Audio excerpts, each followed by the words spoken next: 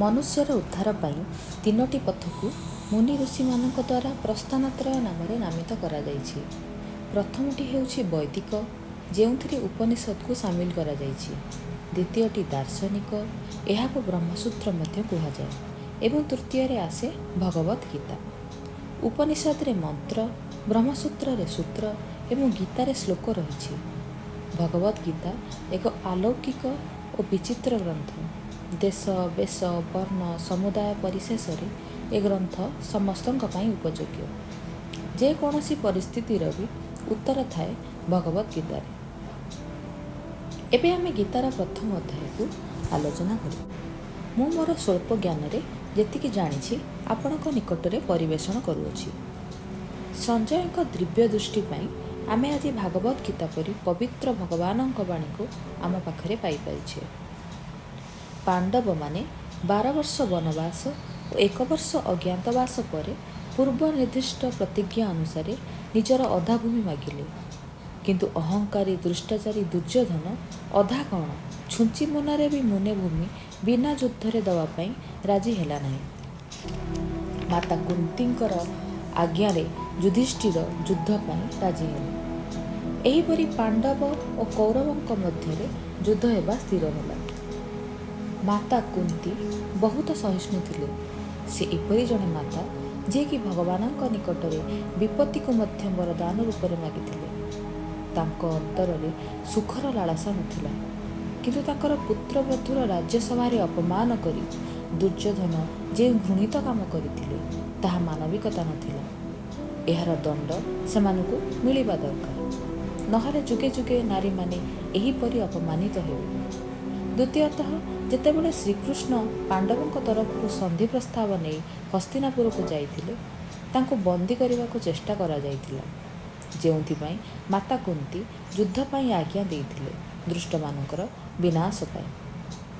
ଧୃତରାଷ୍ଟ୍ରଙ୍କର ଅଗାଧ ପୁତ୍ର ପ୍ରେମ ବି ଏ ଯୁଦ୍ଧ ପାଇଁ ଦାୟୀ। ପୁତ୍ର ପ୍ରେମରେ ଅନ୍ଧ ହୋଇ ସେ ପୁତ୍ରର ସବୁ କୁକାର୍ଯ୍ୟରେ ମୌନ ରହିଲେ। ଭୀମକୁ ବିଷ ଲଡୁ ଖୁଆଇବା, ଜୌଘରେ ନିଆଁ ଲଗାଇବା, ଯୁଧିଷ୍ଠିର ସହ ଛଳପୂର୍ବକ ଜୁଆ ଖେଳିବା, ଏମିତି ଅନେକ କୁକାର୍ଯ୍ୟରେ ସେ ଦୁର୍ଯ୍ୟୋଧନକୁ ବାରଣ କଲେ ନାହିଁ। ଫଳପୂର୍ବକ ସମୟକ୍ରମେ ତାଙ୍କର ସମସ୍ତ ପୁତ୍ରଙ୍କୁ ସେ ହରାଇ ବସିଲେ।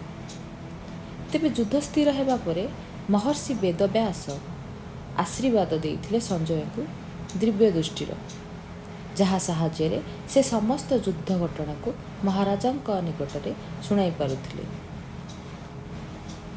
ତେବେ ପ୍ରଥମ ଅଧ୍ୟାୟଟି ଆମେ ଅର୍ଜୁନଙ୍କ ବିଷାଦ ଯୋଗ ମଧ୍ୟ କହିପାରିବା। ଧର୍ମକ୍ଷେତ୍ରେ କୁରୁକ୍ଷେତ୍ରେ ସମବେତା ଯୁଯୁଶ୍ଚବଃ ମାମକାଃ ପାଣ୍ଡବଶ୍ଚୈବ କିମକୁର୍ବତ ସଞ୍ଜୟ। ଧୃତରାଷ୍ଟ୍ର କହିଲେ, ହେ ସଞ୍ଜୟ, ଧର୍ମଭୂମି କୁରୁକ୍ଷେତ୍ରରେ ଯୁଦ୍ଧ ଇଚ୍ଛା ରଖି ଏକାଠି ହୋଇଥିବା ମୋର ଓ ପାଣ୍ଡୁପୁତ୍ରମାନେ କ'ଣ କଲେ? ଉଭୟ ସେନାଙ୍କର ଯୁଦ୍ଧ ପାଇଁ ଇଚ୍ଛା ଥିଲା, କିନ୍ତୁ ଦୁର୍ଯ୍ୟୋଧନଙ୍କର ବିଶେଷ ଇଚ୍ଛା ଥିଲା। ତାଙ୍କର ମୁଖ୍ୟ ଉଦ୍ଦେଶ୍ୟ ଥିଲା ରାଜ୍ୟପ୍ରାପ୍ତି।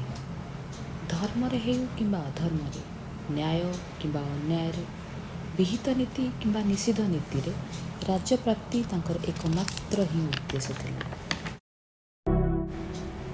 ଅପରପକ୍ଷରେ ପାଣ୍ଡବମାନେ ଧର୍ମକୁ ଗୁରୁତ୍ୱ ଦେଉଥିଲେ। ସେମାନେ ଭାବୁଥିଲେ, ଆମେ ଯେକୌଣସି ପ୍ରକାର ଜୀବନ ନିର୍ବାହ କରିନେବୁ, କିନ୍ତୁ ଧର୍ମ ବିରୁଦ୍ଧ କାର୍ଯ୍ୟ କରିବୁ ନାହିଁ।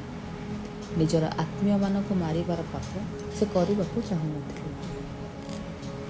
ମାତ୍ର କୁନ୍ତୀଙ୍କ ଆଦେଶରେ ଯୁଦ୍ଧ ପାଇଁ ରାଜି ହୋଇଥିଲେ। ଏଠାରେ ଧୃତରାଷ୍ଟ୍ର ମୋର ଏବଂ ପାଣ୍ଡୁପୁତ୍ର ପୃଥକ ଭାବରେ ବ୍ୟବହାର କରୁଛନ୍ତି। ଏଥିରୁ ଏହା ସ୍ପଷ୍ଟ ଯେ ଏକ କୁଳର ହେଲେ ବି ତାଙ୍କ ମନରେ ନିଜ ପୁତ୍ର ଓ ପାଣ୍ଡୁପୁତ୍ରଙ୍କ ପାଇଁ ସମଭାବ ନଥିଲା। ସେ ପାଣ୍ଡବମାନଙ୍କୁ ପରେ ମନେ କରୁଥିଲେ। ଏହି ଦ୍ୱୈତଭାବ ଯୋଗୁଁ ନିଜ କୁଳ ସଂହାରର ଦୁଃଖ ଭୋଗ କଲେ। ଏଥିରୁ ଶିକ୍ଷା ମିଳୁଛି ଯେ ଆମେମାନେ ଆମ ଘରେ, ସାହିରେ, ଗ୍ରାମରେ, ପ୍ରଦେଶରେ, ଦେଶରେ, ସମ୍ପ୍ରଦାୟରେ ଦ୍ୱୈତଭାବ ରଖିବା ନାହିଁ। ଏମାନେ ଆପଣାର, ଏମାନେ ପର, ଏପରି ଭାବରୁ ହିଁ ଦ୍ୱେଷ ଆରମ୍ଭ ହୁଏ ଏବଂ କଳହ ସୃଷ୍ଟି ହୁଏ। ଏଠାରେ ଧୃତରାଷ୍ଟ୍ରଙ୍କର ମନରେ ଅସ୍ଥିରତାରୁ କଳହ ସୃଷ୍ଟି ହେଲା ଓ ଅର୍ଜୁନଙ୍କ ମନର ଅସ୍ଥିରତାରୁ ଗୀତା ସୃଷ୍ଟି ହେଲା। ସଞ୍ଜୟ ଉବାଚ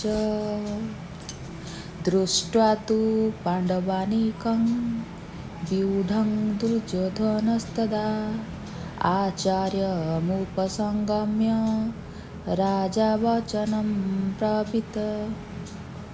ସେତେବେଳେ ରାଜା ଦୁର୍ଯ୍ୟୋଧନ ବଜ୍ରବ୍ୟୁହରେ ଦଣ୍ଡାୟମାନ ପାଣ୍ଡବ ସେନାକୁ ଦେଖି ଦ୍ରୋଣାଚାର୍ଯ୍ୟଙ୍କ ନିକଟକୁ ଯାଇ ଏହି ବଚନ କହିଲେ। ପଶ୍ଚେତାଂ ପାଣ୍ଡୁପୁତ୍ରାଣାମାଚାର୍ୟ ମହତିଂ ଚମୁଂ ବ୍ୟୁଢ଼ାଂ ଦ୍ରୁପଦ ପୁତ୍ରେଣ ତବ ଶିଷ୍ୟେଣ ଧୀମତା। ହେ ଆଚାର୍ଯ୍ୟ, ଆପଣଙ୍କ ବୁଦ୍ଧିମାନ ଶିଷ୍ୟ ଦ୍ରୁପଦ ପୁତ୍ର ଧୃଷ୍ଟଦ୍ୟୁମ୍ନଙ୍କ ଦ୍ୱାରା ବ୍ୟୂହ ରଚନାରେ ଛିଡ଼ା ହୋଇଥିବା ବିଶାଳ ପାଣ୍ଡବ ସେନାକୁ ଦେଖନ୍ତୁ।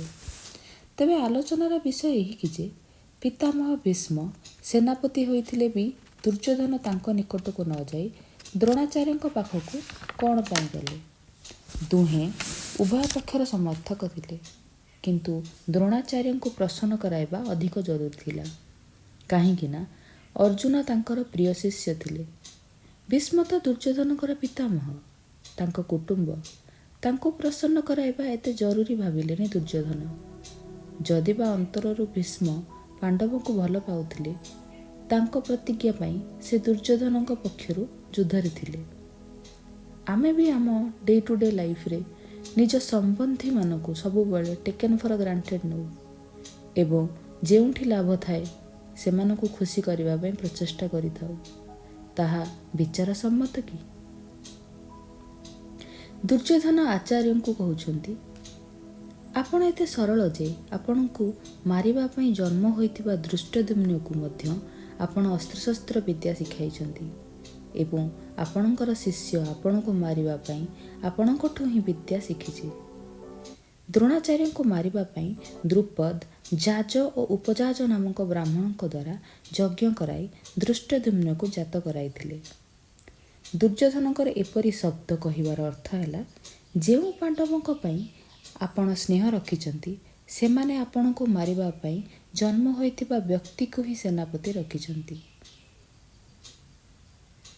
ଏପରି କହି ସେ ଆଚାର୍ଯ୍ୟଙ୍କ ମନରେ ଦ୍ୱନ୍ଦ୍ୱ ଆଣିବାକୁ ଚାହୁଁଥିଲେ। ଦୁର୍ଯ୍ୟୋଧନ ଅତ୍ୟନ୍ତ ଚତୁରତାର ସହିତ ଦ୍ରୋଣାଚାର୍ଯ୍ୟଙ୍କୁ ପାଣ୍ଡବଙ୍କ ବିରୁଦ୍ଧରେ ପ୍ରବର୍ତ୍ତାଉଥିଲେ। ଅତ୍ର ଶୂରା ମହେଶ୍ୱାସା ଭୀମାର୍ଜୁନ ସମାୟୁଧି ଯୁଯୁଧାନୋ ବିରାଟଶ୍ଚ ଦ୍ରୁପଦଶ୍ଚ ମହାରଥଃ ଦୃଷ୍ଟକେତୁଶ୍ଚକିତାନଃ କାଶ୍ଚିରାଜस्य ବୀर्यवान् पुरुजी कुन्तीभोजश्च शैवश्च नरपुङ्गवः युधामनुश्च विक्रान्त उत्तमौजाश्च वीर्यवान् सौभद्रो द्रौपदेयाश्च सर्व एव महारथः। ଦୁର୍ଯ୍ୟୋଧନ କହୁଛନ୍ତି, ପାଣ୍ଡବ ସେନାରେ ବଡ଼ ବଡ଼ ଶୂରବୀର ଅଛନ୍ତି। ସେମାନେ ଯୁଦ୍ଧ କରିବାରେ ଭୀମ ଅର୍ଜୁନଙ୍କ ସମକକ୍ଷୀ। ସେମାନଙ୍କ ମଧ୍ୟରେ ସାତ୍ୟକୀ, ରାଜା ବିରାଟ, ମହାରଥୀ ଦ୍ରୁପଦ, ଦୃଷ୍ଟକେତୁ, ଚେକିତାନ ଓ ପରାକ୍ରମୀ କାଶୀରାଜ ମଧ୍ୟ ଅଛନ୍ତି। ଉତ୍ତମୌଜା, ସୁଭଦ୍ରା ପୁତ୍ର ଅଭିମନ୍ୟୁ ଓ ଦ୍ରୌପଦୀର 5 ପୁତ୍ର ମଧ୍ୟ ଅଛନ୍ତି। ଏ ସମସ୍ତେ ମହାରଥୀ। ଦୁର୍ଯ୍ୟୋଧନଙ୍କର ମତରେ ଯୁଯୁଧାନ ଅର୍ଜୁନଙ୍କ ଶିଷ୍ୟ ହୋଇ ଅର୍ଜୁନଙ୍କ ପକ୍ଷରେ ଯୁଦ୍ଧରେ ଅଛନ୍ତି, କିନ୍ତୁ ଅର୍ଜୁନ କୃତଘ୍ନ ହୋଇ ଆଚାର୍ଯ୍ୟଙ୍କ ବିପକ୍ଷରେ ଲଢ଼ିବାକୁ ପ୍ରସ୍ତୁତ। ଏପରି ସମସ୍ତ ମହାରଥୀମାନଙ୍କ ବିଷୟରେ କହି ଦ୍ରୋଣାଚାର୍ଯ୍ୟଙ୍କ ଯୁଦ୍ଧ ପାଇଁ ପ୍ରବର୍ତ୍ତାଉଛନ୍ତି ଦୁର୍ଯ୍ୟୋଧନ।